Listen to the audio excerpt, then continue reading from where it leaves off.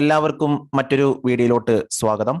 ഈ ഒരു ക്ലാസ്സിൽ നമ്മൾ നോക്കുന്നത് ഇൻട്രൊഡക്ഷൻ ടു ഇലക്ട്രോണിക് മീഡിയ ആണ്. അതായത് കോംപ്ലിമെന്ററി കോഴ്സായിട്ട് ജേർണലിസം സെലക്ട് ചെയ്തവരുടെ ഒന്നാമത്തെ സെമസ്റ്ററിലോ അല്ലെങ്കിൽ രണ്ടാമത്തെ സെമസ്റ്ററിലോ പരീക്ഷ വരാൻ സാധ്യതയുള്ള ഓരോ കോളേജും അല്ലെങ്കിൽ ഓരോ കുട്ടികളും ഏത് സെമ്മിലാണോ അത് സെലക്ട് ചെയ്തത് അതിനനുസരിച്ചാണ് ഈ ഒരു പരീക്ഷ വരിക.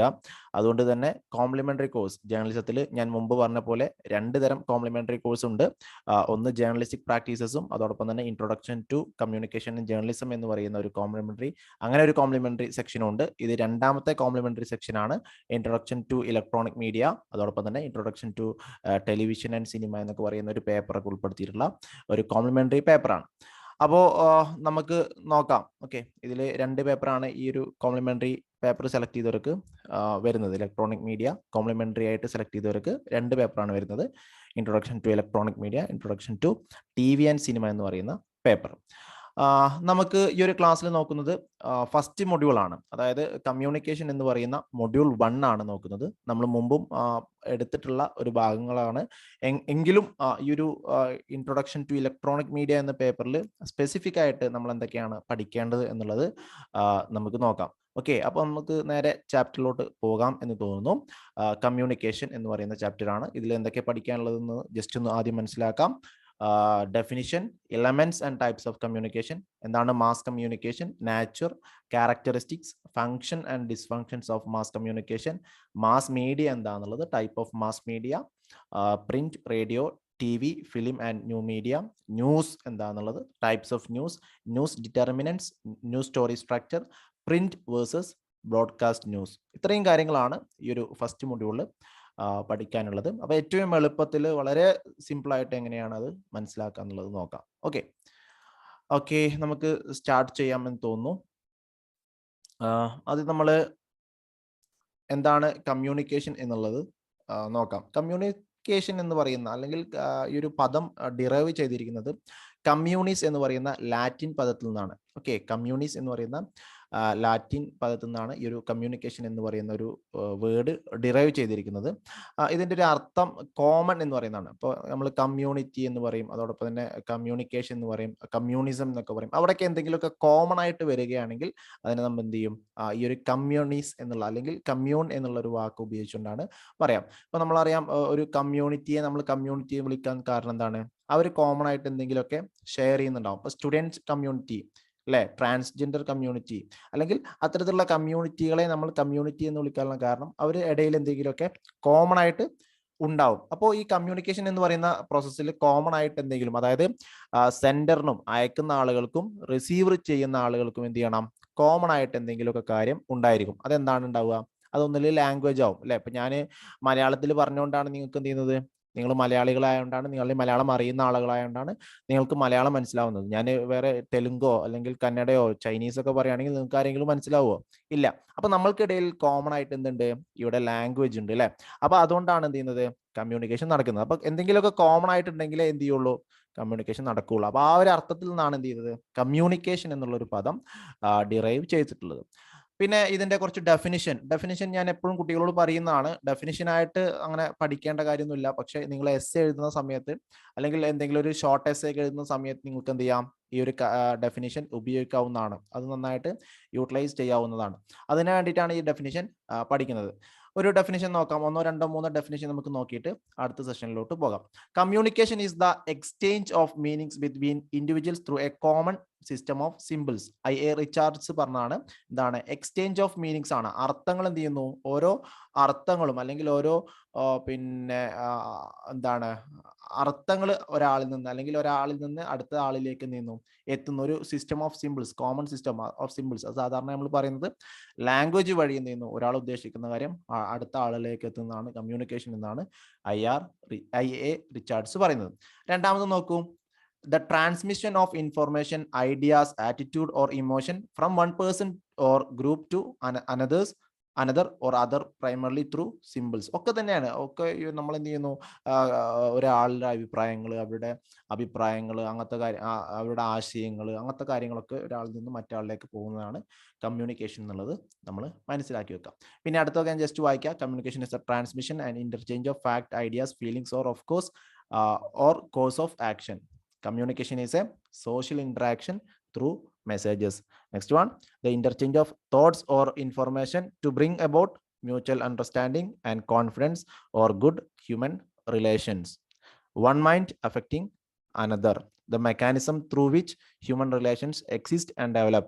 Transmission or stimuli. അങ്ങനെ ഒരുപാട് തരത്തിലുള്ള പിന്നെ ഡെഫിനിഷൻസ് കൊടുത്തിട്ടുണ്ട്. ഒരു 2-3 ഡെഫിനിഷൻസ് നിർബന്ധമായിട്ടും നിങ്ങളത് മനസ്സിലാക്കി വെക്കുക. ഓക്കെ, അപ്പോൾ നിങ്ങൾക്ക് എന്ത് ചെയ്യാം, വാട്ട് ഇസ് കമ്മ്യൂണിക്കേഷൻ എന്ന് ചോദിച്ചു കഴിഞ്ഞാൽ ഏറ്റവും എളുപ്പത്തിൽ എഴുതാം. ഇനി കമ്മ്യൂണിക്കേഷന്റെ ഫങ്ഷൻസ് ആണ്.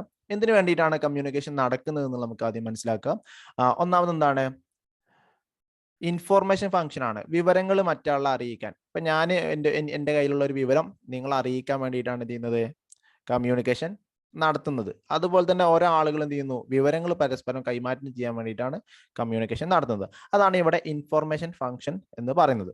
രണ്ടാമത്തത് എഡ്യൂക്കേഷൻ ആൻഡ് ഇൻസ്ട്രക്ഷൻ ഫംഗ്ഷൻ ആണ്. അപ്പൊ ഞാൻ നടത്തുന്ന ഒരു വർക്ക് എന്ന് പറയുന്നത് എന്താണ്, നിങ്ങളെ എഡ്യൂക്കേറ്റ് ചെയ്യുക, അതോടൊപ്പം തന്നെ ഇൻസ്ട്രക്ഷൻ, അല്ലെ, നിങ്ങൾക്ക് കൃത്യമായിട്ടുള്ള ഇൻസ്ട്രക്ഷൻസും കാര്യങ്ങളൊക്കെ തരിക എന്നുള്ളത്. അപ്പോൾ വിദ്യാഭ്യാസം അതോടൊപ്പം തന്നെ നിർദ്ദേശങ്ങളൊക്കെ ആളുകളിലേക്ക് എത്തിക്കാനും എന്താണ്, കമ്മ്യൂണിക്കേഷൻ വഴിയാണ് നടത്തുന്നത്.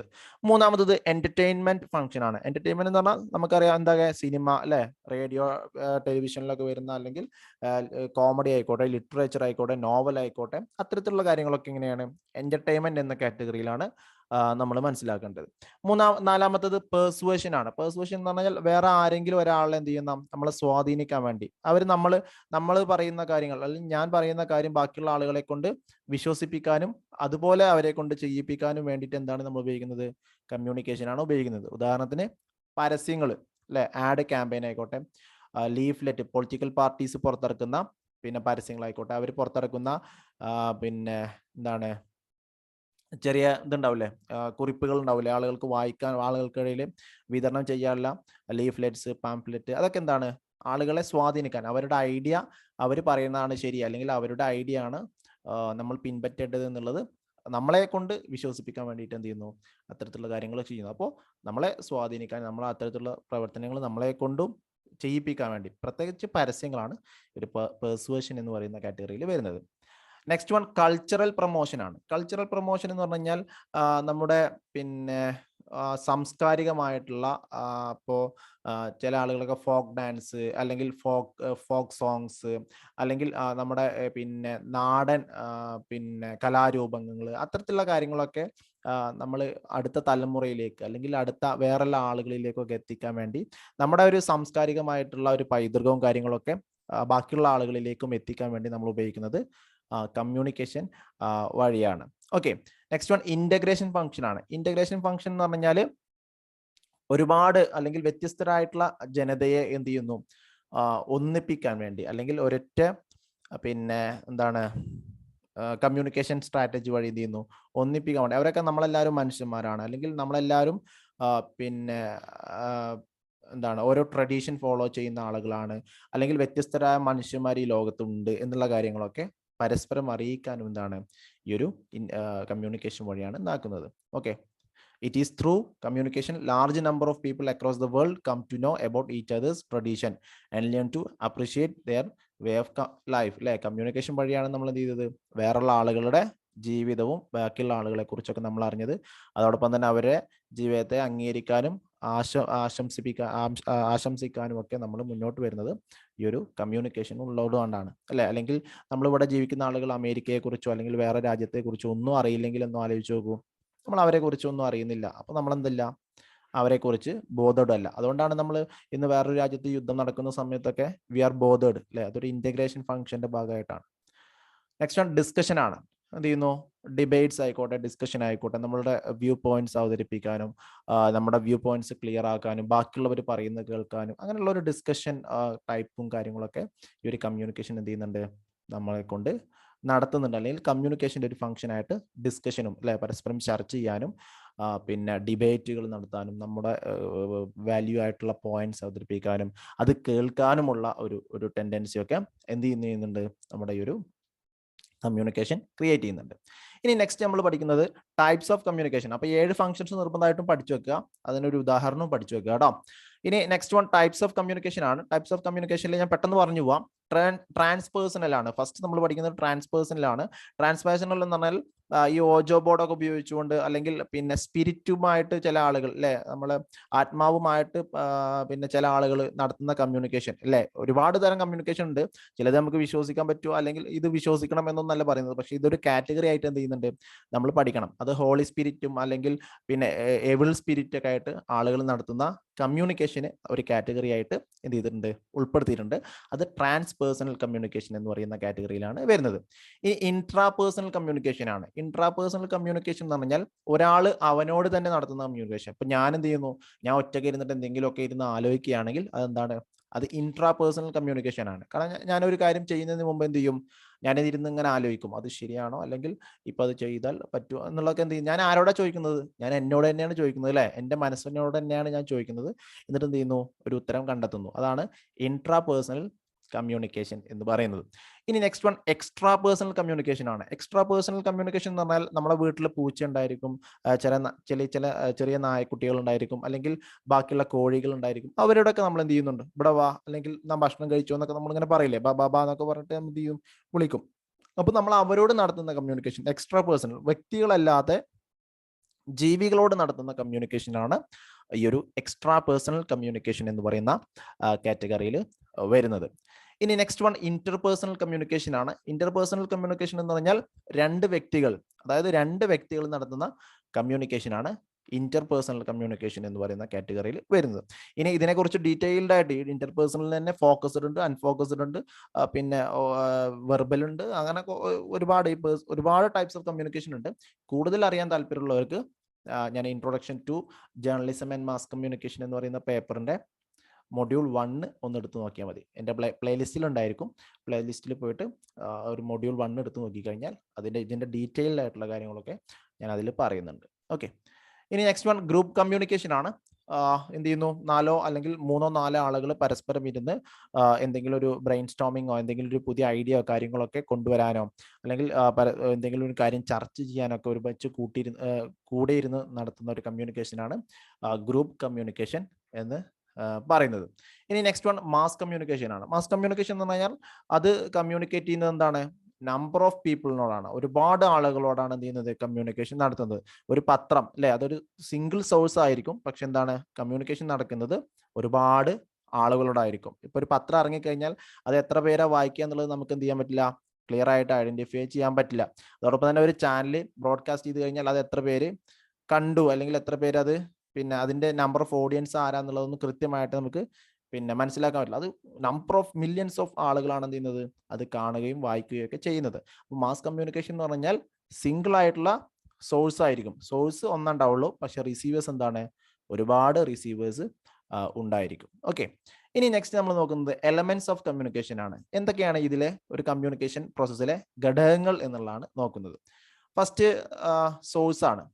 സോഴ്സ് എന്ന് പറഞ്ഞാൽ ആരാണോ പിന്നെ സംസാരിക്കുന്നത് അല്ലെങ്കിൽ എവിടെ നിന്നാണോ പിന്നെ ഒരു മെസ്സേജ് വരുന്നത്, അതാണെന്ത്, സോഴ്സ്. സോഴ്സിനെ നമ്മൾ കമ്മ്യൂണിക്കേറ്റർ എന്ന് പറയും, ഒറിജിനേറ്റർ എന്ന് പറയും, സെൻഡർ എന്ന് പറയും അല്ലെ, സോഴ്സ് എന്ന് പറയും. അതൊക്കെയാണ് എന്ത്, ഒരു കമ്മ്യൂണിക്കേഷന്റെ തുടക്കം. അപ്പൊ ഇവിടെ കമ്മ്യൂണിക്കേഷൻ തുടങ്ങുന്ന സമയത്ത് ഇപ്പൊ ഞാൻ ഈ യൂട്യൂബ് ചാനലിന് വേണ്ടിയിട്ട് എന്ത് ചെയ്യുന്നു, ഞാൻ കമ്മ്യൂണിക്കേറ്റ് ചെയ്യുന്ന സമയത്ത് ഞാനാണ് ഇവിടെ സോഴ്സ് അല്ലെ.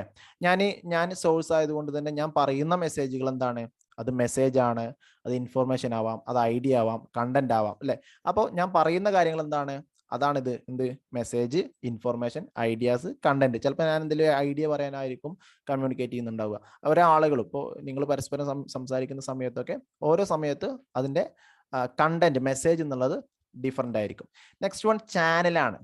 ചാനൽ എന്ന് പറഞ്ഞു കഴിഞ്ഞാൽ ഇപ്പൊ നിങ്ങൾ രണ്ടുപേരും പിന്നെ നിങ്ങൾ രണ്ട് കൂട്ടുകാർ പുറത്തുനിന്ന് സംസാരിക്കുകയാണെങ്കിൽ അതിന്റെ ചാനൽ എന്താണ്, അവിടെ എയർ ആണ് ചാനൽ. നിങ്ങളുടെ മെസ്സേജ് കൊണ്ടുപോകുന്ന ടൂള്, നിങ്ങളുടെ മെസ്സേജ് റിസീവറിലേക്ക് ഏത് വഴിയാണോ എത്തുന്നത് അതിനെയാണ് എന്ത് ചെയ്യുന്നത്, ചാനൽ എന്ന് പറയുന്നത്. ഇപ്പൊ ഞാനിവിടെ കമ്മ്യൂണിക്കേഷൻ നടത്തുന്നത് നിങ്ങളിലേക്ക് എത്തുന്നത് ഇന്റർനെറ്റ് വഴിയാണ് അല്ലെ. അപ്പൊ അതാണ് അതിന്റെ ഒരു ചാനൽ. യൂട്യൂബ് വഴിയാണ്, അതാണ് അതിന്റെ ചാനൽ എന്ന് പറയുന്നത്. അപ്പോൾ ചാനൽ എന്ന് പറഞ്ഞാൽ അല്ലെങ്കിൽ ടൂൾ, മീഡിയം എന്നൊക്കെയാണ് നമ്മൾ അതിനെ പറയുന്നത്. ഏത് വഴിയാണോ മെസ്സേജ്, ഇപ്പോൾ ഒരാൾ ഫോൺ വഴി സംസാരിക്കുന്ന സമയത്ത് അതിന്റെ ചാനൽ എന്ന് പറയുന്നത് എന്താണ്, അതിൻ്റെ ചാനൽ എന്ന് പറഞ്ഞാൽ എയർ ട്രാൻസ്മിഷൻ ആണ് അല്ലേ, എയർ വേവ്സ് അല്ലെങ്കിൽ അതിൻ്റെ റേഡിയോ പിന്നെ സിഗ്നൽസ് ആണ് അതിൻ്റെ ചാനൽ എന്ന് പറയുന്നത്.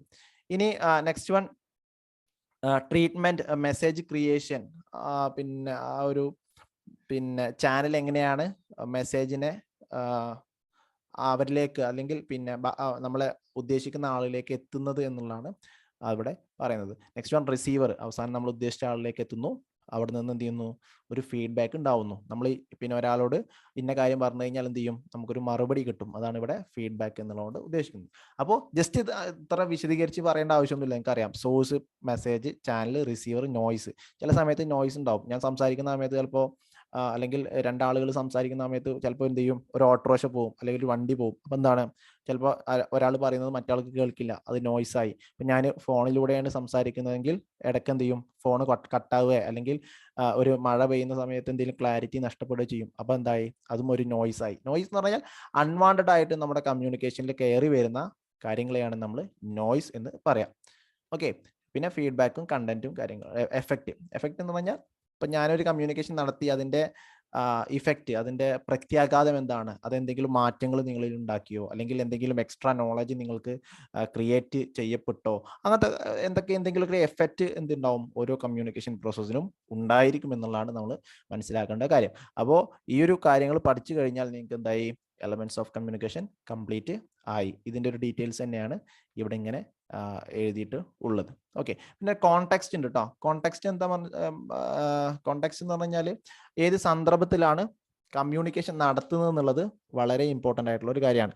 സമയം, സ്ഥലം, കൾച്ചർ, ഫിസിക്കൽ അല്ലെങ്കിൽ social condition, psychology of the participants ഒക്കെ വളരെ ഇമ്പോർട്ടൻ്റ് ആണ്.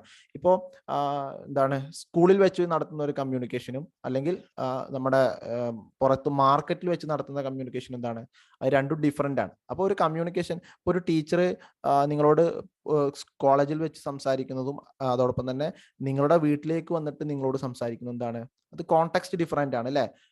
കോണ്ടെക്സ്റ്റ് ഡിഫറെൻ്റ് ആണ്. ഇപ്പോൾ ഒരു ഓഫീസിൽ വെച്ച് ഒരു മാനേജർ ഒരാളോട് സംസാരിക്കുന്നതും ആ മാനേജർ അയാളുടെ, അതായത് സ്റ്റാഫിൻ്റെ വീട്ടിലേക്ക് വിരുന്ന് പോയിട്ട് അയാളുടെ അടുത്ത് പോയി സംസാരിക്കുന്നത് എന്താണ്, ഡിഫറെൻ്റ് ആണ്. ഒന്ന് ഫോർമൽ ആയിരിക്കും, ഒന്ന് ഇൻഫോർമൽ ആയിരിക്കും. അതോടൊപ്പം തന്നെ ഓരോ ആളുകളുടെയും സൈക്കോളജി ഡിഫറെൻ്റ് ആയിരിക്കും അല്ലേ. അതായത് ഓരോ സമയത്തും എല്ലാവരും എല്ലാ സമയത്തും പിന്നെ സന്തോഷവാനാവും അല്ലെങ്കിൽ എല്ലാ സമയത്തും ദേഷ്യപ്പെട്ട് ഒന്നും നമുക്ക് പറയാൻ പറ്റില്ല. അപ്പോൾ ഓരോരുത്തരെയും സിറ്റുവേഷൻ അനുസരിച്ച് എന്താണ് ആളുകൾ മനസ്സിലാകുന്ന രീതി, ആളുകളുടെ ഇപ്പം ഉച്ചയ്ക്ക് ശേഷം എപ്പോഴും നമ്മൾ പറയാറുണ്ട്, ഉച്ചയ്ക്ക് ശേഷം ഒന്നും കുട്ടികൾക്ക് ഭക്ഷണം കഴിച്ചതിന് ശേഷം ക്ലാസ്സിലിരിക്കാൻ താല്പര്യം ഉണ്ടാവില്ല. അതെന്താണ്, അവരൊരു പിന്നെ അവരുടെ ഒരു ക്ഷീണം അല്ലെങ്കിൽ ഭക്ഷണം കഴിച്ചതിൻ്റെ ഒരു എന്താ അല്ലെങ്കിൽ ഉച്ചയ്ക്ക് ശേഷം ഒന്ന് ഉറങ്ങണമെന്ന് ആഗ്രഹിക്കുന്ന ആളുകളുണ്ടാവും. അപ്പോൾ കമ്മ്യൂണിക്കേഷൻ അത്രത്തോളം ഇഫക്റ്റീവ് ആവില്ല. അപ്പോൾ കോണ്ടെക്സ്റ്റ് അനുസരിച്ചാണ്, ആ സന്ദർഭം അനുസരിച്ചാണ് എന്ത് ചെയ്യുന്നത്, എത്രത്തോളം കമ്മ്യൂണിക്കേഷൻ ഇഫക്റ്റീവ് ആണ് എന്നുള്ളതൊക്കെ തീരുമാനിക്കുന്നത്. അതാണ് ഇവിടെ കോണ്ടെക്സ്റ്റ് കേട്ടോ.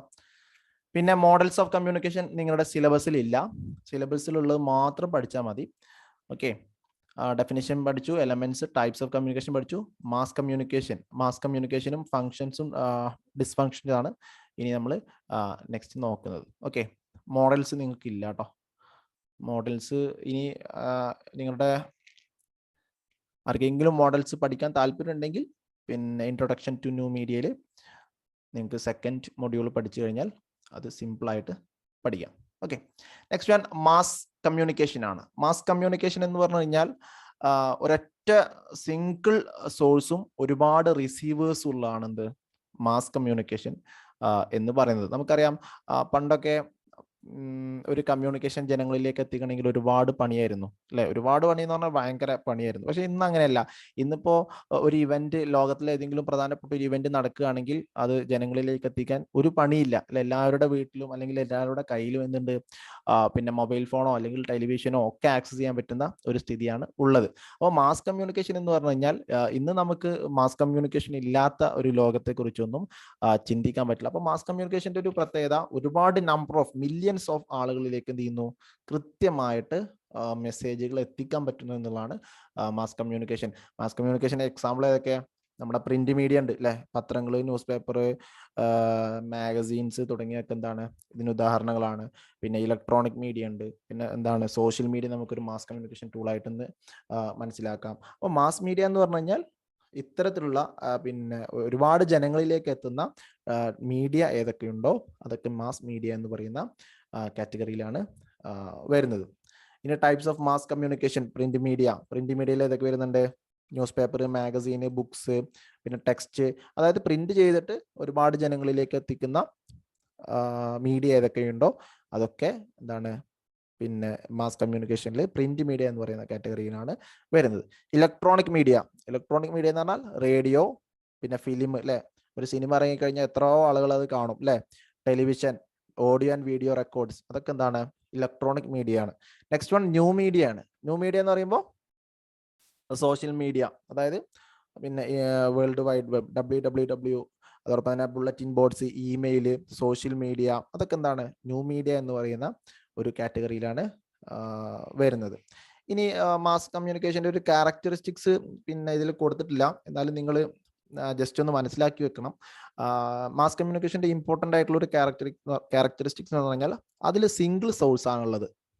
ഒന്നാമത്തെ ഒരു സ്വഭാവം എന്ന് പറഞ്ഞാൽ അതിന് സിംഗിൾ സോഴ്സും അതോടൊപ്പം തന്നെ നമ്പർ ഓഫ് റിസീവേഴ്സ് അല്ലെ, നമ്പർ ഓഫ് റിസീവേഴ്സ് ആണ് അതിന് ഉള്ളത്. പിന്നെ വേറെ ഒരു പ്രത്യേകത എന്ന് പറഞ്ഞു കഴിഞ്ഞാൽ ഇതിൽ സോഴ്സിനെ നമുക്ക് എന്ത് ചെയ്യാം, ഐഡന്റിഫൈ ചെയ്യാം. മാസ് കമ്മ്യൂണിക്കേഷനിൽ സോഴ്സ് ആരാന്നുള്ളത് കൃത്യമായിട്ട് നമുക്ക് ഐഡന്റിഫൈ ചെയ്യാം. പക്ഷെ ഇതിൽ റിസീവേഴ്സിന് എന്ത് ചെയ്യാൻ പറ്റില്ല, നമുക്ക് ഐഡന്റിഫൈ ചെയ്യാൻ പറ്റില്ല. അപ്പോൾ the receivers are heterogeneous. Heterogeneous എന്ന് പറഞ്ഞാൽ അതിലിപ്പോൾ ഒരു പത്രം വായിക്കുന്നതിൽ ഇപ്പോൾ ഡോക്ടർമാരുണ്ടായിരിക്കും, ഫാർമേഴ്സ് ഉണ്ടായിരിക്കും, സ്റ്റുഡൻസ് ഉണ്ടായിരിക്കും, അല്ലെങ്കിൽ ഒരു ചാനൽ കാണുന്ന ആളുകളിൽ വ്യത്യസ്തങ്ങളായിട്ടുള്ള ആളുകൾ ഉണ്ടാവും. ഇപ്പൊ നമ്മൾ കോളേജിൽ പോയിട്ട് 10ാം ക്ലാസ് അല്ലെങ്കിൽ 10C പോയിട്ട് ഒരു ടീച്ചർ സംസാരിക്കുകയാണെങ്കിൽ അതിലെല്ലാ കുട്ടികളും എന്താണ് 10C പഠിക്കുന്നവരാണ്, അല്ലെങ്കിൽ 10ാം ക്ലാസ്സിൽ പഠിക്കുന്ന കുട്ടികളാണ്. പക്ഷെ ഒരു പത്രം അങ്ങനെയല്ല. പത്രത്തിൽ ഒരു ഹോമോജീനിയസ് അല്ല. ഹോമോ എന്ന് പറഞ്ഞാൽ ഒരേപോലുള്ള ഓഡിയൻസ് അല്ല, ഹെട്രോജീനിയസ് ആണ്. വ്യത്യസ്തങ്ങളായിട്ടുള്ള ഓഡിയൻസ് ആണ് എന്ത് ചെയ്യുന്നത് മാസ് കമ്മ്യൂണിക്കേഷനിൽ ഉള്ളത്. അപ്പോൾ മില്യൺസ് ഓഫ് ഓഡിയൻസ് അല്ലെങ്കിൽ ടോട്ടൽ നമ്പർ ഓഫ് ഓഡിയൻസിന് എന്ത് ചെയ്യാൻ പറ്റില്ല, നമുക്ക് ഐഡന്റിഫൈ ചെയ്യാൻ ബുദ്ധിമുട്ടാണ് എന്നുള്ളതാണ് മാസ് കമ്മ്യൂണിക്കേഷന്റെ വേറൊരു പ്രത്യേകത. പിന്നെന്താണ് ഇതിന്റെ സ്പോണ്ടേനിറ്റി, റാപ്പിഡ് ആയിരിക്കും, ഭയങ്കര സ്പീഡിലാണ് എന്ത് ചെയ്യുന്നത് ഈ ഒരു കമ്മ്യൂണിക്കേഷൻ പ്രോസസ്സ് നടക്കുന്നത്. അതുകൊണ്ട് തന്നെ ഇത് ഒരുപാട് ആളുകളെ മാറ്റി ചിന്തിപ്പിക്കാനോ അല്ലെങ്കിൽ നമ്പർ ഓഫ് എഫക്റ്റ് എന്താണ് കമ്മ്യൂണിക്കേഷന്റെ ഇഫക്റ്റ് വളരെ കൂടുതലാണ് മാസ് കമ്മ്യൂണിക്കേഷനിൽ. അപ്പൊ ഇങ്ങനത്തെ കുറച്ച് കാര്യങ്ങളൊക്കെ എന്ത് ചെയ്യാം, നിങ്ങൾ അതിന്റെ ക്യാരക്ടറിസ്റ്റിക്സ് ആയിട്ട് പഠിച്ചു വെക്കാം. ഞാൻ പറഞ്ഞതുണ്ടാവും, പറയാത്ത കാര്യങ്ങളൊക്കെ ക്യാരക്ടറിസ്റ്റിക്സ് എന്ന കാറ്റഗറിയിൽ നിങ്ങൾ മനസ്സിലാക്കി വെക്കാം. ഓക്കെ. ഇനി news, types of news determinants, കുറച്ച് കാര്യങ്ങളാണ് നമ്മൾ നോക്കുന്നത്. ടൈപ്സ് ഓഫ് ന്യൂസും കാര്യങ്ങളൊക്കെ ഏതാന്നുള്ളത് നോക്കാം. പിന്നെ ആദ്യം ന്യൂസ് എന്നുള്ളത് നമ്മൾ എന്തൊരു കാര്യം പഠിക്കുന്ന സമയത്തും ആദ്യം പഠിക്കേണ്ടത് അതിൻ്റെ ഡെഫിനിഷൻ ആണ്. ഓക്കെ, ഡെഫിനിഷൻ പഠിച്ചതിന് ശേഷം എന്ത് ചെയ്യാം, ഡെഫിനിഷൻ പഠിക്കുന്നത് ഞാൻ നേരത്തെ പറഞ്ഞില്ലേ, എസ്സേയിലും കാര്യങ്ങളൊക്കെ എഴുതുമ്പോൾ സമയത്ത് നമുക്ക് എന്ത് ചെയ്യാം, നിങ്ങൾക്ക് നന്നായിട്ട് എഴുതാൻ പറ്റുന്നതാണ് പിന്നെ ഡെഫിനിഷൻ എന്ന് പറയുന്നത്. പിന്നെ ന്യൂസിന്റെ ഡെഫിനിഷൻ നോക്ക്. Anything new is news. ഇത് എന്താണോ പുതിയതായിട്ട് നടന്നത് എന്താണ്, അത് വാർത്തയാണ്, അതാണ് ന്യൂസ് അല്ലെ. Tomorrow's history is done up in today's neat pages അല്ലെ. അതായത് ക്ലിയർ ആയിട്ട് എന്ത് ചെയ്യുന്നു, നാളത്തെ ചരിത്രം ഇന്ന് എന്ത് ചെയ്യുന്നു, രേഖപ്പെടുത്തി വെക്കുന്നു. അത് വേറെ ഡെഫിനിഷനാണ്. News is something revealed and something suppressed. News is anything you did not know yesterday. It has 3 elements: event, report and audience. According to Harold news is people. അപ്പോൾ ന്യൂസിന് ഒരുപാട് ഡെഫിനിഷൻസ് ഉണ്ട് കേട്ടോ. നിങ്ങളുടെ ടെക്സ്റ്റ് ബുക്കിലും ഒരുപാട് ഡെഫിനിഷൻസ് ഉണ്ടായിരിക്കും. അല്ലെങ്കിൽ ഏതെങ്കിലും 1-2 ഡെഫിനിഷൻസ് നിങ്ങൾ പഠിച്ചു വെക്കുക. Okay. Next one news determinants ആണ്. ന്യൂസ് ഡിറ്റർമിനൻസ് എന്ന് പറഞ്ഞാൽ എന്തൊക്കെ കാര്യങ്ങളെയാണ് വാർത്തകൾ എന്തൊക്കെ കാര്യങ്ങൾ ആയാലാണ് അത് വാർത്തയാകുക എന്നുള്ളതാണ് ന്യൂസ് ഡിറ്റർമിനൻസിലുള്ളത്. First one timeliness. ടൈംലൈൻസ് എന്ന് പറഞ്ഞാൽ പിന്നെ ഇപ്പോൾ ഈ സമയത്ത് നടന്നതാണ് എന്ത് ചെയ്യുന്നത്, ഈ സമയത്തെ വാർത്ത. 10 ദിവസം മുമ്പ് നടന്നതോ അല്ലെങ്കിൽ 10 മണിക്കൂർ മുമ്പ് നടന്നതോ ഒന്നുമല്ല ഇപ്പോഴത്തെ വാർത്ത ഉണ്ടാവുക. എന്താണോ പുതിയത് അതായിരിക്കും എന്ത് ചെയ്യാം, വാർത്തയായിട്ട് നമ്മൾ പരിഗണിക്കുക. അപ്പോൾ ഒരു 10-20 ദിവസം മുമ്പ് നടന്നതൊന്നല്ല നമ്മളെ സംബന്ധിച്ചിടത്തോളം പുതിയ വാർത്തയല്ല. അപ്പോൾ ടൈംലിനെസ് എന്നുള്ളത് ഇമ്പോർട്ടൻ്റ് ആണ്. സെക്കൻഡ് വൺ പ്രോക്സിമിറ്റി ആണ്.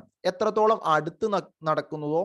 ഇപ്പോൾ കേരളത്തിലൊരു വെള്ളപ്പൊക്കം വന്നു, അതോടൊപ്പം തന്നെ ദക്ഷിണാഫ്രിക്കയിലും സൗത്ത് ആഫ്രിക്കയിലും ഒരു വെള്ളപ്പൊക്കം വന്നു വിചാരിക്കുക. നമ്മളെ സംബന്ധിച്ചിടത്തോളം വാർത്ത ഏതിനാവും പ്രാധാന്യം കൊടുക്കുക, അല്ലെങ്കിൽ ഏതായിരിക്കും വാർത്ത, കേരളത്തിൽ നടക്കുന്ന പ്രളയത്തായിരിക്കും അല്ലെ.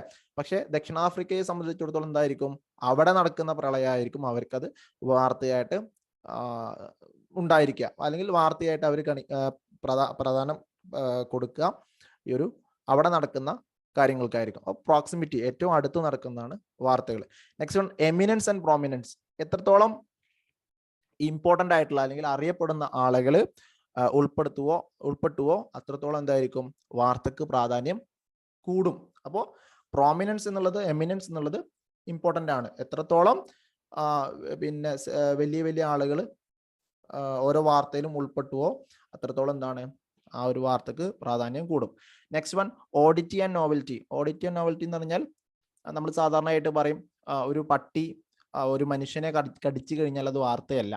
പക്ഷെ ഒരു മനുഷ്യൻ ഒരു പട്ടിയെ കടിച്ചു കഴിഞ്ഞാൽ വാർത്തയാണ്. അതായത് അപൂർവമായിട്ട് നടക്കുന്ന, അല്ലെ, അത്യപൂർവമായിട്ട് നടക്കുന്ന കാര്യങ്ങളൊക്കെ വാർത്തയാണ് എന്നുള്ളതാണ് ഓഡിറ്റി ആൻഡ് നോവൽറ്റിയിൽ പറയാനുള്ളത്.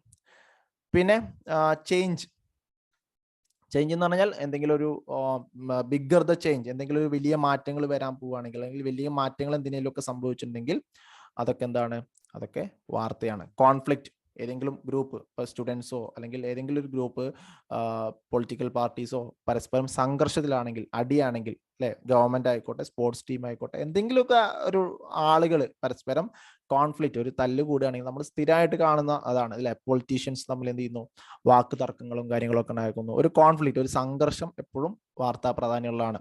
Disaster and progress. ഡിസാസ്റ്റർ എന്ന് പറഞ്ഞാൽ ഒരു ദുരന്തം ഉണ്ടായിക്കഴിഞ്ഞാൽ, അല്ലെ, പ്രളയമായിക്കോട്ടെ, എർത്ത് ആയിക്കോട്ടെ, എന്തെങ്കിലും വോൾക്കാനോ ഇറപ്ഷൻ ആയിക്കോട്ടെ, അങ്ങനെ എന്തുണ്ടായിക്കഴിഞ്ഞാലും അതെന്താണ്, അത് വാർത്തയാണ്. പിന്നെ കോൺസിക്വൻസസ്, എത്രത്തോളം ആളുകളെ ബാധിക്കും അത്രത്തോളം എന്താണ് വാർത്താ പ്രാധാന്യം കൂടും, അല്ലെ. ഇപ്പൊ കൊറോണ വന്ന സമയത്ത് അത്രയും വാർത്താ പ്രാധാന്യം ഉണ്ടായത് എന്തുകൊണ്ടാ, അത് അത്രത്തോളം ആളുകളെയും അത് ബാധിക്കുന്നത് കൊണ്ടാണ് അത് വലിയ വാർത്താ പ്രാധാന്യമായത്. പിന്നെ കോസ് എന്ന് പറഞ്ഞാൽ പിന്നെ കാരണങ്ങൾ. Every event has consequences, has its own causes also. The reason or cause behind an event will make it newsworthy. എന്തെങ്കിലും ഒരു സംഭവം ഉണ്ടായി കഴിഞ്ഞാൽ അതിന്റെ കാരണം, അല്ലെ, അതിന്റെ കാരണം എന്നുള്ളതും ഇമ്പോർട്ടൻ്റ് ആയിട്ടുള്ള ന്യൂസ് വർത്തിനെസ് ആണ്, അല്ലെങ്കിൽ ന്യൂസ് ഡിറ്റർമിനന്റ് ആണ്. പിന്നെ ഹ്യൂമൻ ഇൻട്രസ്റ്റ്, അല്ലെ. ഹ്യൂമൻ ഇൻട്രസ്റ്റ് എന്നാൽ പാവപ്പെട്ട ഒരു കുടുംബത്തിൽ ജനിച്ചു, നന്നായി പഠിച്ചു, എന്നിട്ട് എന്തായി, അവന് IAS അല്ലെങ്കിൽ സിവിൽ സർവീസിൽ 1ാം റാങ്ക് കിട്ടി, അല്ലെങ്കിൽ പിന്നെ നല്ലൊരു റാങ്ക് കിട്ടി. അതെന്താണ്, ആളുകൾ ഇഷ്ടപ്പെടുന്ന, ആളുകൾ വായിക്കാൻ ഇഷ്ടപ്പെടുന്ന ഒരു കാര്യമാണ്. അപ്പോൾ അത്തരത്തിലുള്ള ന്യൂസ് ഇൻട്രസ്റ്റ്, അല്ലെങ്കിൽ ആളുകൾ പിന്നെ അറിയാൻ ഇഷ്ടപ്പെടുന്ന അല്ലെങ്കിൽ വായിക്കാൻ ഇഷ്ടപ്പെടുന്ന കാര്യങ്ങളൊക്കെ വാർത്ത ന്യൂസ് ഡിറ്റർമിനൻസ് വരുന്ന ഇമ്പോർട്ടൻ്റ് ആയിട്ടുള്ള ഒരു കാര്യമാണ്. അപ്പോൾ ഹ്യൂമൻ ഇൻട്രസ്റ്റ് എന്നുള്ളത് നമ്മൾ പഠിക്കേണ്ട ഇമ്പോർട്ടൻ്റ് ആയിട്ടുള്ള ഒരു കാര്യമാണ്. ഇനി ടൈപ്സ് ഓഫ് ന്യൂസ് ആണ്. എന്തൊക്കെയാണ് ടൈപ്സ് ഓഫ് ന്യൂസ് എന്നുള്ളത് നോക്കാം. Hard news and soft news, expected news and unexpected news, negative news and positive news, hot news and spot news. അതിൽ first one hard news and soft news നോക്കാം. Hard news and soft news എന്ന് പറഞ്ഞാൽ ഇപ്പോൾ hard news എന്ന് പറഞ്ഞാൽ എന്തെങ്കിലും ഒരു crime ആയിക്കോട്ടെ, അല്ലെങ്കിൽ പൊളിറ്റിക്കൽ ഇഷ്യൂസ് ആയിക്കോട്ടെ, അല്ലെങ്കിൽ പോളിസീസ് ഓഫ് ഗവൺമെന്റ് ആയിക്കോട്ടെ, ഡിസാസ്റ്റർ ആയിക്കോട്ടെ, എന്തെങ്കിലും ഒരു ദുരന്തങ്ങൾ, അല്ലെങ്കിൽ എന്തെങ്കിലും ഒരു എന്താണ് അത്രയും പ്രധാനപ്പെട്ട ഒരു വാർത്തകളൊക്കെയാണ് ഹാർഡ് ന്യൂസ് എന്ന് പറയുന്ന കാറ്റഗറിയിൽ വരുന്നത്. പക്ഷേ സോഫ്റ്റ് ന്യൂസ് എന്ന് പറയുന്ന സമയത്ത് നമുക്ക് കേൾക്കുമ്പോൾ തന്നെ അറിയാം എന്താണ് അതിൻ്റെ ഒരു സോഫ്റ്റ്നെസ് ആണ്. കാരണം ആളുകൾ എന്തെങ്കിലും ഒരു പിന്നെ ഇപ്പൊ ഞാൻ നേരത്തെ പറഞ്ഞ പോലെ ഒരാൾ എന്ത് ചെയ്തു, പാവപ്പെട്ട കുടുംബത്തിൽ ജനിച്ച IAS ആയി, അല്ലെങ്കിൽ ഏതെങ്കിലും ഒരു പിന്നെ ആ കുട്ടി എന്ത് ചെയ്തു, ഒരു വേറൊരാളെ പിന്നെ സഹായിച്ചു, അല്ലെങ്കിൽ കളഞ്ഞു കിട്ടിയ പേഴ്സ് തിരികെ നൽകി. അങ്ങനെയുള്ള ഒരുപാട് ഒരു സോഫ്റ്റ് ആയിട്ടുള്ള പിന്നെ രസകരമായിട്ട് ആളുകൾ ഇഷ്ടപ്പെടുന്ന വാർത്തകളൊക്കെ ഈ ഒരു സോഫ്റ്റ് ന്യൂസ് എന്ന് പറയുന്ന കാറ്റഗറിയിലാണ് വരുന്നത്. Okay, next one expected and unexpected news ആണ്. എക്സ്പെക്റ്റഡ് എന്ന് പറഞ്ഞാൽ ഇപ്പൊ അടുത്ത വർഷം അല്ലെങ്കിൽ 2022 ലോകകപ്പ് നടക്കുമെന്നുള്ള എന്താണ് എക്സ്പെക്റ്റഡ് ആയിട്ടുള്ള ഒരു കാര്യമാണ്. അല്ലെങ്കിൽ ഇന്ന വർഷം പിന്നെ ക്രിക്കറ്റ് ടൂർണമെന്റ് 2020 ലോകകപ്പ് നടക്കും, അല്ലെങ്കിൽ ഈ ഒരു ഇവന്റ് നടക്കും എന്നുള്ള കാര്യങ്ങളൊക്കെ എന്താണ് എക്സ്പെക്റ്റഡ് ആയിട്ടാണ്. അപ്പോൾ മുൻകൂട്ടി എന്ത് ചെയ്യാം, അതിന് തയ്യാറെടുക്കാം. പക്ഷേ നാഷണൽ ഹൈവേ 66 ഇന്ന വണ്ടിയും കൂട്ടിയിടിക്കും എന്നുള്ളത് മുൻകൂട്ടി ആരെങ്കിലും നമുക്ക് വിവരം തന്നാണോ? അല്ല. അതെന്താണ്, അത് അൺഎക്സ്പെക്റ്റഡ് ആണ്. അപ്പോൾ ആക്സിഡന്റ് ആയിക്കോട്ടെ, ഡിസാസ്റ്റർ ആയിക്കോട്ടെ, ടെററിസ്റ്റിക് അറ്റാക്ക് ആയിക്കോട്ടെ, അങ്ങനത്തെ കാര്യങ്ങളൊക്കെ എന്താണ് അൺഎക്സ്പെക്റ്റഡ് ആണ്. ഓക്കെ, പിന്നെ നെഗറ്റീവും പോസിറ്റീവും. നെഗറ്റീവ് എന്ന് പറഞ്ഞാൽ അൺപ്ലസന്റ് ആയിട്ട്, അല്ലെങ്കിൽ ആളുകൾ ഇഷ്ടപ്പെടാത്ത വാർത്തകൾ, അല്ലെ, ഫിനാൻഷ്യൽ ക്രൈസിസ് ആയിക്കോട്ടെ, ആക്സിഡന്റ് ആയിക്കോട്ടെ, ഡിസാസ്റ്റർ ആയിക്കോട്ടെ, ക്രൈം ആയിക്കോട്ടെ, പെട്രോൾ വില വർധന ആയിക്കോട്ടെ, അതൊക്കെ എന്താണ് നെഗറ്റീവ് ന്യൂസ് ആണ്. പോസിറ്റീവ് ന്യൂസ് എന്ന് പറഞ്ഞാൽ എന്തെങ്കിലും ആളുകളെ എൻകറേജ് ചെയ്യുന്ന, ആളുകളെ അവരുടെ അപ്ലിഫ്റ്റ് ചെയ്യുന്ന, എന്താണ്, നന്നായിട്ട് ചിന്തിക്കാൻ പ്രേരിപ്പിക്കുന്ന ഗുഡ് ന്യൂസ് ആണ് അല്ലെ. പിന്നെ വാട്ടർ ഹാർവെസ്റ്റിംഗ്, സസ്റ്റൈനബിൾ ഡെവലപ്മെന്റ്, പിന്നെ പുതിയ ആളുകൾക്ക് ഉപകാരപ്പെടുന്ന പുതിയ ഗവൺമെന്റ് പദ്ധതികൾ, പിന്നെ മഴയെക്കുറിച്ചുള്ള വാർത്തകൾ, അല്ലെങ്കിൽ അങ്ങനെയുള്ള ആഘോഷങ്ങളെ കുറിച്ചുള്ള വാർത്തകൾ, അങ്ങനത്തെ കാര്യങ്ങളൊക്കെ എന്താണ്, ആളുകൾക്ക് പോസിറ്റീവ് എനർജി കൊടുക്കും. പിന്നെ hot news and spot news. Hot news and spot news എന്ന് പറഞ്ഞാൽ extremely new and exciting news, ഏറ്റവും പുതിയതും അതോടൊപ്പം തന്നെ ആളുകളെ ത്രില്ല് ചെയ്യുന്ന വാർത്തകളുമാണ് എന്ത് ചെയ്യുന്നത്, ഹോട്ട് ന്യൂസ് എന്ന പേരിൽ അറിയപ്പെടുന്നത്. Okay, it may be the exclusive store or scoop. The news value of hot news story will be high. These will be high timely stories and are also known as breaking news in visual media. Breaking news എന്ന പേരിലും ഇത് എന്ത് ചെയ്യുന്നുണ്ട്, അറിയപ്പെടുന്നത്. അഴിമതിയാകാം, investigative news ആവാം, political news ആവാം, അതൊക്കെ എന്താണ്, ഈ ഒരു ഹോട്ട് ന്യൂസ് എന്ന് പറയുന്ന കാറ്റഗറിയിൽ വരുന്നതാണ്. ഇനി സ്പോട്ട് ന്യൂസ് ആണ്. സ്പോട്ട് ന്യൂസ് എന്ന് പറഞ്ഞാൽ ഏറ്റവും പുതിയ വാർത്തകൾ, അത് ഏത് സ്ഥലത്താണോ അത് നടക്കുന്നത് അവിടെ പോയിട്ട് എന്ത് ചെയ്യുന്നു, അത് റിപ്പോർട്ട് ചെയ്യുന്നതിനാണ് സ്പോട്ട് ന്യൂസ് എന്ന് പറയാം. ഓക്കെ, ഹോട്ട് ന്യൂസ് എന്ന് പറഞ്ഞാൽ ഏറ്റവും പുതിയ വാർത്തകൾ അത് ആ സ്ഥലത്ത് പോയിട്ട് റിപ്പോർട്ട് ചെയ്യുകയാണെങ്കിൽ അതിന് എന്ത് ചെയ്യും, സ്പോട്ട് ന്യൂസ് എന്നാണ് പറയാം. ഓക്കെ, അപ്പൊ ഇത്രയും കാര്യങ്ങളാണ് അതിന്റെ ടൈപ്പ് ഓഫ് ന്യൂസിൽ വരുന്നത്. ഇനി ന്യൂസ് സ്റ്റോറി സ്ട്രക്ചർ ആണ്. നമുക്കറിയാം ഏറ്റവും കൂടുതൽ ഈ ചോദിച്ചു കണ്ടിട്ടുള്ള ഒരു ചോദ്യമാണ്. നമ്മൾ ന്യൂസ് എഴുതാൻ അല്ലെങ്കിൽ ന്യൂസ് റൈറ്റിംഗ് പഠിക്കുന്ന സമയത്ത് നമ്മൾ പഠിക്കുന്ന ഒരു ടേമാണ് inverted pyramid style. Inverted pyramid style എന്ന് പറഞ്ഞാൽ ഒരു പിരമിഡിനെ എന്ത് ചെയ്യുന്നു, ഒരു ട്രയാങ്കിളിനെ പോലെയാക്കുന്നു. ഒരു ട്രയാങ്കിളിനെ നേരെ തിരിച്ചിട്ട് എങ്ങനെയാണ് ഉണ്ടാവുമോ ആ ഒരു രൂപത്തിൽ എന്ത് ചെയ്യുന്നു, അങ്ങനെയാണ് വാർത്തകൾ ഉണ്ടാവുക എന്നാണ് പറയുന്നത്. ഓക്കെ, ഇവിടെ അടിയിൽ ഉണ്ടായിരിക്കും. ഓക്കെ, ഇതാണ് ഇൻവെർട്ടഡ് പിരമിഡ് സ്റ്റൈൽ. അപ്പോൾ ന്യൂസ് എഴുതുന്നതിനെ കുറിച്ച് ചോദിച്ചു കഴിഞ്ഞാൽ ഇൻവെർട്ടഡ് പിരമിഡ് സ്റ്റൈൽ വരയ്ക്കുക. ഇൻവെർട്ടഡ് പിരമിഡ് സ്റ്റൈൽ എന്ന് പറഞ്ഞു കഴിഞ്ഞാൽ ഏറ്റവും ഇമ്പോർട്ടൻ്റ് ആയിട്ടുള്ള കാര്യങ്ങൾ എന്ത് ചെയ്യുന്നു, 5W 1H അല്ലേ, who, when, where, why, what തുടങ്ങിയ കാര്യങ്ങളൊക്കെ, അതോടൊപ്പം തന്നെ ഹൗ തുടങ്ങിയ കാര്യങ്ങളൊക്കെ ഈ ഒരു ഫസ്റ്റ് പാരഗ്രാഫിൽ വരിക. അതിനെയാണ് ഇൻവെർട്ടഡ് പിരമിഡ് എന്ന് പറയുന്നത്. ഏറ്റവും ഇമ്പോർട്ടൻ്റ് ആയിട്ട് കാര്യങ്ങൾ ഫസ്റ്റ് പാരഗ്രാഫിൽ, പിന്നെ അതിന്റെ ഡീറ്റെയിൽസ് സെക്കൻഡ് പാരഗ്രാഫിൽ, ഏറ്റവും ലീസ്റ്റ് ഇമ്പോർട്ടൻ്റ് ആയിട്ടുള്ള കാര്യങ്ങൾ ലാസ്റ്റ് പാരഗ്രാഫിലാണ് വരുന്നത്. ഓക്കെ, അപ്പോൾ ഇൻട്രോ ഓർ ലീഡ് എന്താണ്, ഇതിന്റെ ഇൻട്രോ എന്ന് നോക്കാം. Intro or lead is known as the first paragraph of the news story. അതിൽ 5W 1H അതിനുള്ള what, when, who, where, why and how തുടങ്ങിയ കാര്യങ്ങൾക്കുള്ള ഉത്തരം ഉണ്ടായിരിക്കും. ഇപ്പോൾ ഒരു ആക്സിഡന്റ് നടന്ന സമയത്ത് ആളുകൾക്ക് അറിയേണ്ടത് എന്തുകൊണ്ടാണ് ഈ ഒരു ഇൻവെർട്ടഡ് പിരമിഡ് സ്റ്റൈൽ ഫോളോ ചെയ്യുന്നത് എന്ന് ചോദിച്ചു കഴിഞ്ഞാൽ ഏറ്റവും ഇമ്പോർട്ടൻ്റ് ആയിട്ട് കാര്യങ്ങൾ ഫസ്റ്റ് പാരഗ്രാഫിൽ കൊടുത്തു കഴിഞ്ഞാൽ ആളുകൾക്ക് പിന്നെ എന്ത് ചെയ്യണ്ട, ആളുകൾ നോവലൊക്കെ വായിക്കുന്ന പോലെ അതിന്റെ ക്ലൈമാക്സ് അറിയാൻ വേണ്ടി അവസാനം വരെ ഇരുന്ന് വായിക്കേണ്ട ഒരു കാര്യമില്ല അല്ലേ. ഫസ്റ്റ് പാരഗ്രാഫ് വായിച്ചു കഴിഞ്ഞാൽ ഇത്രയും കാര്യങ്ങൾ, അതിലെ ഏറ്റവും ഇമ്പോർട്ടൻ്റ് ആയിട്ട് കാര്യങ്ങൾ മനസ്സിലായി കഴിഞ്ഞാൽ എന്ത് ചെയ്യും, അത് സുഖമായിട്ട് ആ ഒരു വാർത്തന്റെ കാമ്പ് മനസ്സിലാവും. പിന്നെ അതിന്റെ ഡീറ്റെയിൽസ് ആവശ്യമുള്ളവർ മാത്രം വായിച്ചാൽ മതി. അതാണ് ഫസ്റ്റ് പാരഗ്രാഫിലെ ഏറ്റവും ഇമ്പോർട്ടൻ്റ് ആയിട്ടുള്ള കാര്യങ്ങൾ. What, when, where, who, why തുടങ്ങിയ കാര്യങ്ങൾ കൊടുക്കും. പിന്നെ അതിന്റെ ഹൗ തുടങ്ങിയ കാര്യങ്ങളൊക്കെ ഫസ്റ്റ് പാരഗ്രാഫിൽ കൊടുക്കും. പിന്നെ അതിന്റെ ഒരു ബോഡിയാണ്. ബോഡി എന്ന് പറയുന്നത് കുറച്ചുകൂടിയും ഇൻഫോർമേറ്റീവും ആക്യുറേറ്റ് ആയിട്ടുള്ള വിവരങ്ങളും കാര്യങ്ങളും ഡീറ്റെയിൽസ് ഒക്കെ എന്ത് ചെയ്യുന്നു, കൊടുക്കുകയാണ് ചെയ്യുന്നത്. പിന്നെ അതിന്റെ ടെയിൽ എന്ന് പറഞ്ഞു കഴിഞ്ഞാൽ ലാസ്റ്റ് പാരഗ്രാഫ് ആണ്. പിന്നെ എന്തെങ്കിലും കോട്ടോ അല്ലെങ്കിൽ എന്തെങ്കിലും പിന്നെ ലീസ്റ്റ് ഇമ്പോർട്ടൻ്റ് ആണ് അല്ലെങ്കിൽ അത്ര ഇമ്പോർട്ടൻ്റ് ആണ് എന്ന് തോന്നാത്ത കാര്യങ്ങളൊക്കെ ഉൾപ്പെടുത്തിയിട്ടാണ് എന്ത് ചെയ്യുന്നത്, ടെയിൽ ഏറ്റവും അവസാനത്തെ ഭാഗം കൊടുക്കുന്നത്. പിന്നെ ഇതിന്റെ ഒരു importance, advantage of inverted pyramid style ഇതാണ്. It helps the headline writer to grasp the story quickly. Headline എഴുതുന്ന ആളുകൾക്ക് എന്ത് ചെയ്യാൻ പറ്റും, പെട്ടെന്ന് വാർത്ത എന്തിനെ കുറിച്ചാന്നുള്ളത് മനസ്സിലാക്കാൻ പറ്റും അല്ലേ. അതായത് ഹെഡിങ് പെട്ടെന്ന് കൊടുക്കാം. The format is suitable for the hasty reader. പെട്ടെന്ന് വായിച്ച് പെട്ടെന്ന് പത്രം ക്ലോസ് ചെയ്ത് വെക്കണം എന്ന് ആഗ്രഹിക്കുന്ന, ഒരുപാട് വായിക്കാനൊന്നും ഇഷ്ടമില്ലാത്ത ആളുകൾക്ക് എന്ത് ചെയ്യാൻ പറ്റും, വാർത്തകൾ എന്താണെന്നുള്ളത് ക്ലിയർ ആയിട്ട് ഐഡന്റിഫൈ ചെയ്യാൻ പറ്റും.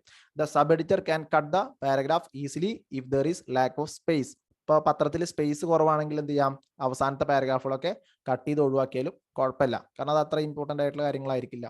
It helps the reader to decide whether she or he should read the whole story or not. മുഴുവൻ വായിക്കണോ വേണ്ടേ എന്നുള്ളത് എന്ത് ചെയ്യാം, ഫസ്റ്റ് പാരഗ്രാഫ് വായിച്ചതിന് ശേഷം തീരുമാനം എടുക്കാം. ഇനി guidelines to follow while organising inverted pyramid സ്റ്റൈലാണ്. ജസ്റ്റ് ഒന്ന് വായിച്ചു നോക്കുക കേട്ടോ. പിന്നെ വേറൊരു സ്റ്റൈൽ ഹവർ ഗ്ലാസ് സ്റ്റൈലാണ്. ഹവർ ഗ്ലാസ് സ്റ്റൈൽ എന്ന് പറഞ്ഞു കഴിഞ്ഞാൽ അതിന്റെ ഫസ്റ്റ് പോർഷൻ ഇൻവേർട്ടർ പിരമിഡ് ആയിരിക്കും, സെക്കൻഡ് പോർഷൻ സാധാ പിരമിഡ് സ്റ്റൈലും ആയിരിക്കും. അതാണ് എന്ത് ചെയ്യുന്നത് ഹവർ ഗ്ലാസ് എന്ന് പറയുന്നത്. ഡീറ്റെയിൽ ആയിട്ട് ഞാൻ പറഞ്ഞുതരാം. അതിന്റെ ഇപ്പോൾ ഹവർ ഗ്ലാസ് സ്റ്റൈലിൽ ഒരു ന്യൂസ് സ്റ്റോറി എഴുതുകയാണെങ്കിൽ നമ്മൾ ഉദ്ദേശിക്കുന്ന 5W1H എന്നുള്ളത് എന്ത് ചെയ്യും ആദ്യത്തെ സെക്ഷനിൽ പറയും. 5W1H അതായത് ഏറ്റവും ഇമ്പോർട്ടൻ്റ് ആയിട്ടുള്ള കാര്യങ്ങൾ ആദ്യത്തെ സെക്ഷനിൽ പറയും. പിന്നെ രണ്ടാമത്തെ പാരഗ്രാഫ് അല്ലെങ്കിൽ രണ്ടാമത്തെ സെക്ഷൻ മുതൽ എന്ത് ചെയ്യും അതൊരു ക്രൊണോളജിക്കൽ ഓർഡറിലായിരിക്കും. ക്രൊണോളജിക്കൽ ഓർഡർ എന്ന് പറഞ്ഞാൽ ഒരു കഥാരൂപത്തിൽ എന്ത് ചെയ്യും കാര്യങ്ങൾ അവതരിപ്പിക്കും. അതായത് ഇപ്പോൾ ഒരു ആക്സിഡന്റ് നടന്നു കഴിഞ്ഞാൽ ആക്സിഡന്റ് ഇവിടെ വെച്ചാണ് നടന്നത്, ഇത്ര ആളുകൾ മരിച്ചു, ഇത്ര ആൾക്ക് പരിക്കായി, പിന്നെ ഇന്ന കാര്യങ്ങൾ ഉണ്ട് എന്നൊക്കെയുള്ള പോലീസ് പറഞ്ഞു അല്ലേ.